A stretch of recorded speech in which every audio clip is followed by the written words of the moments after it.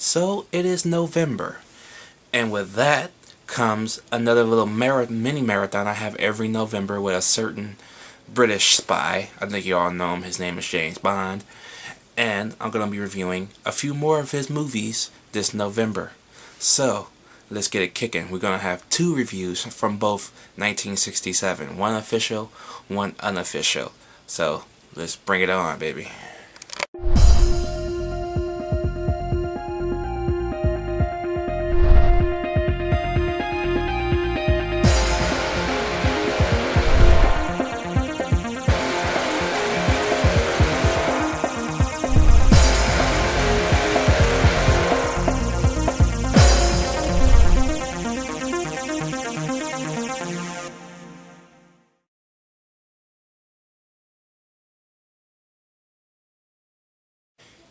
You Only Live Twice sees the return of Sean Connery as James Bond.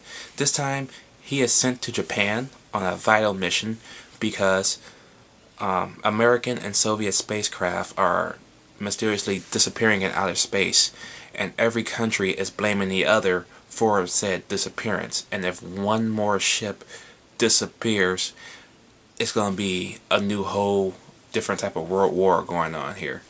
So, how does this movie stack up? This movie's fucking awesome, okay? And man, when I watch this movie, it reminds me of one film in particular that I seen first when I was a kid. Then I found out it was a parody based off a James Bond movie. This was before I found out James Bond was back in the 60s. Because the only James Bonds I remember were the Pierce Brosnan versions back in the 90s. I never knew James Bond was that old. But now, when I got older, I always wanted to find out which James Bond Austin Powers was based off. And it's this one. And it's kind of awesome because when you see the sets, it looks exactly like the one in Austin Powers. It is uncanny. Even the villain looks like Dr. Evil. It is funny. It's like watching a serious version of Austin Powers. I'm not kidding. But everything in this movie is awesome. You got not Japanese chicks. You got this redhead chick. I don't know her name really, but she has him tied up in a chair and sitting on him and everything. Yeah, awesome. Do that shit with me. We got a winner. Winner, winner, chicken dinner. Anyway, Sean Connery's awesome as James Bond, of course. And then you got M's assistant, Moneypenny.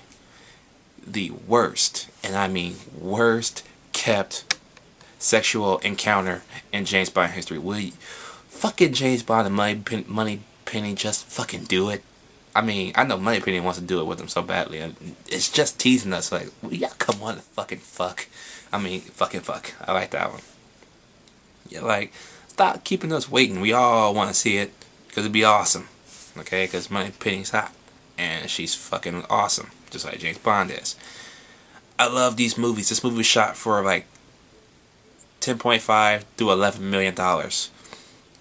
Skyfall is almost a $200 million movie, and this movie, I gotta say, almost $11 million put this whole movie together, just like Star Wars.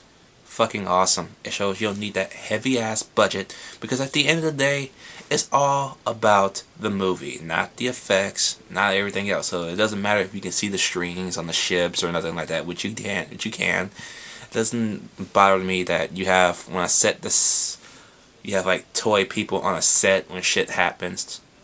You'll see what I'm talking about. It's like watching a little bitty mini Lego figure, not the dummy ones, like the toy ones. You'll see what I'm talking about if you've seen the movie. But anyway, all that in mind, wrapped up for a great time. Only problem I can say about this movie is it's only an hour and 56 minutes, which is not long, but this movie drags to the point where it feels like a 2.5 hour movie. I don't know why.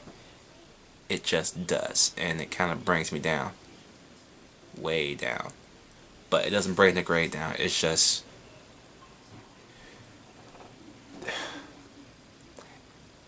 it, I don't want to say it. It makes you feel bored watching it. That pains me to say that because I love James Bond, but it does. It does feel bored to watch. But other than that, watch this movie. because it's awesome. So with that, I'm giving You Only Live Twice an A. So drop your comments down below. Let me know what you guys think about You Only Live Twice. Did you like it? Did you hate it? And I'll catch y'all later.